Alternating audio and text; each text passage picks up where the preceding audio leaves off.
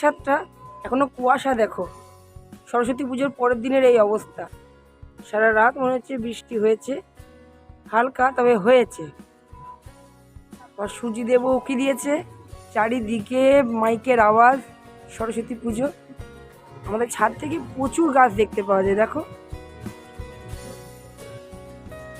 সূর্যদেবকে আমি দেখছি। ঠাকুর তাড়াতাড়ি উঠে যাও, কারণ আমি আগের দিনই বললাম যে আমাদের নিচে কাজ হচ্ছে, তো এখানে জল যদি ফেলা হয় এদিকে গিয়ে নিচে সোপ করবে, আর ওদের কাজ করতে অসুবিধা হবে। তার জন্য ছাদে জল ফেলা এখন বারণ, যতদিন কাজটা ওটা ফুলফিল না হবে।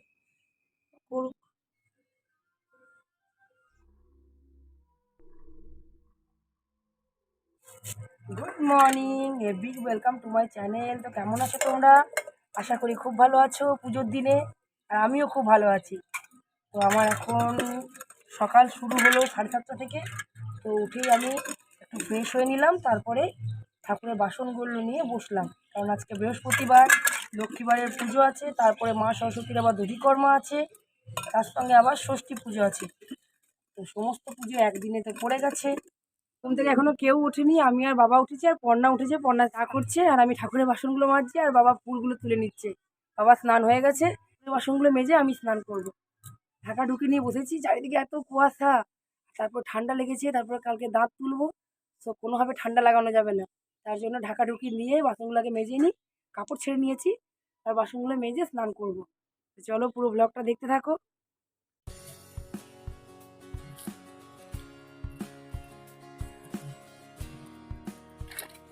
কুয়াশায় ভরা সকালে শীতটা যেন তেমন ছিল না, তাই জলের কাজ করতেও অসুবিধা হচ্ছিল না। আর সকাল সকাল পুজোর কাজটা যদি মিটে যায় তাহলে মনে হয় একটা বড় কাজ হয়ে গেল। বাবা নিচে তুলসী মন্দিরে ধূপ দেখানো শুরু করে দিয়েছে, আর আমার বাসনগুলো ধোয়া হয়ে গেলেই ওপরে পুজোর জোগাড়ও শুরু হয়ে যাবে। জুন আর্য এখনও ঘুম থেকে ওঠেনি, তো আমি স্নান টান করে তারপরে ওদেরকে তুলে দেবো। আর সকাল 8টার মধ্যে মিস্ত্রিরাও এসে গেছে, কাজে লেগে পড়েছে।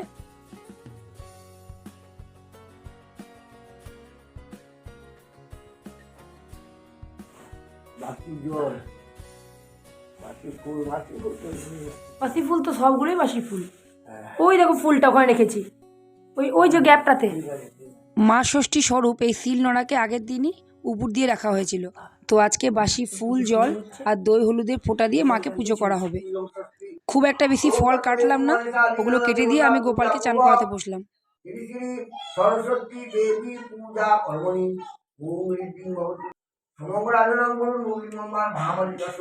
আগের দিন গোপালকে স্নান করাতে পারিনি, তার কারণ খুব তাড়াতাড়ি পুজোয় বসে গেছিল বাবা। পুজোর জোগাড় কমপ্লিট হওয়ার আগেই বাবার পুজো শুরু হয়ে গেছিল, আর যার জন্য জায়গাটাও একটু শর্ট ছিল, তাই গোপালকে স্নান করানো হলো না।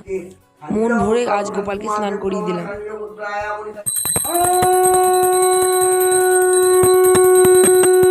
ঝাড়টা বাড়ি দে।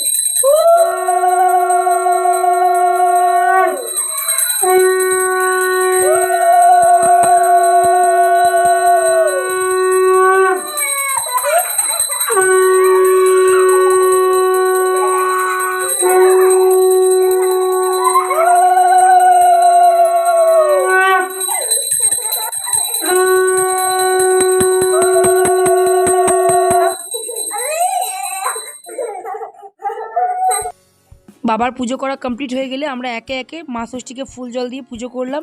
প্রথমে মা পুজো করলো, তারপরে আমি আর পর্ণা।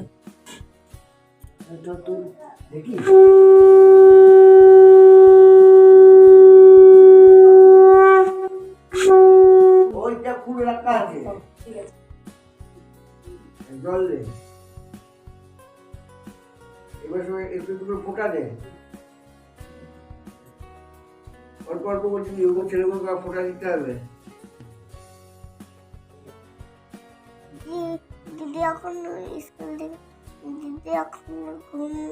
দই হলুদ কাজলের টিপ দিয়ে মা ষষ্ঠীকে সুন্দর করে সাজিয়ে দিলাম, তারপরে জল আর ফুল দিয়ে পুজো করলাম। আজকের এই পুজো করার ভিডিওটা তুলে দিয়েছে আর্য, তো ওকে মোবাইলটা দিয়ে আমি এই পুজোটা করছি, তাই আমার ভিডিওটা করা হলো।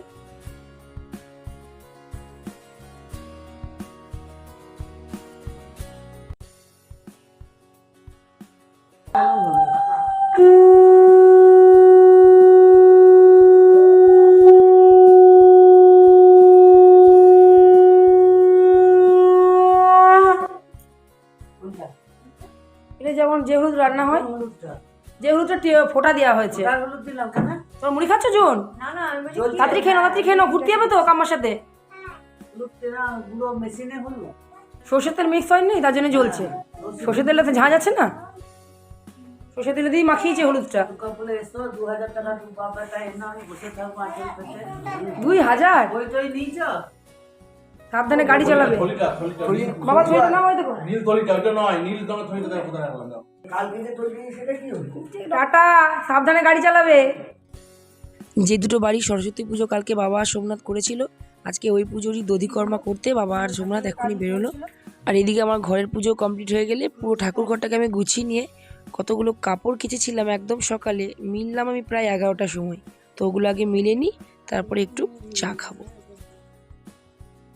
যে বাসি রান্না, সমস্ত ভাত শাল পাতা দিয়ে ঢেকে রাখা হয়েছিল, আর তরকারিগুলো এই পাতলা কাপড় দিয়ে ঢেকে রাখা হয়েছিল, আর সমানে ফ্যানটা চলছিল। ওয়েদারটাও ঠান্ডা আছে, খাবার নষ্ট হবে না সেটা নিয়ে কোনো চিন্তা নেই। তো একে একে সবাই মিলে খেতে আসবে, তাদেরকে খাওয়ানোর জন্যই এত রান্নার জোগাড়। কিছু লোক আজকের দিনে নেমন্তন্ন করতে হয় আমাদের বাড়িতে, বরাবর দেখে এসেছি বিয়ের পর থেকে, তো তাদেরকেই নেমন্তন্ন করা হয়েছে।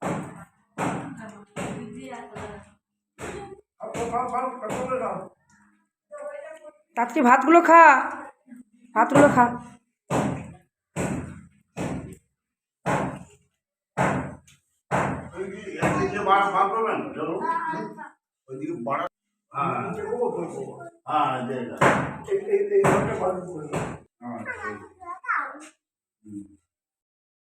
যাদেরকে বাড়িতে আজকে নেমন্তন্ন করা হয়েছিল তাদের মধ্যে গোটা 4-5 জন বাদ দিয়ে বাকি সকলেই আমাদের বাড়িতে নেমন্তন্ন খেতে এসেছিল। আর আমাদের বাড়িতে যারা কাজ করছে মিস্ত্রি, ওদেরকেও বলে দিচ্ছে আজকে এখানেই খেতে। তো খাওয়া দাওয়ার পর্ব চললো তো প্রায় 3টের সময়, তারপর সোজা চলে এলাম সন্ধেবেলায়। মেলার গরম গরম জিলাপি। কোথায় নিলি? মেলাতে নিলি? জিলাপিগুলো খুব সুন্দর কিন্তু, না খরা খরা আছে। খাবো তো দাদাকে দিয়ে একটা। ছবিগুলো তো যে তোরা খেলি অসভ্য।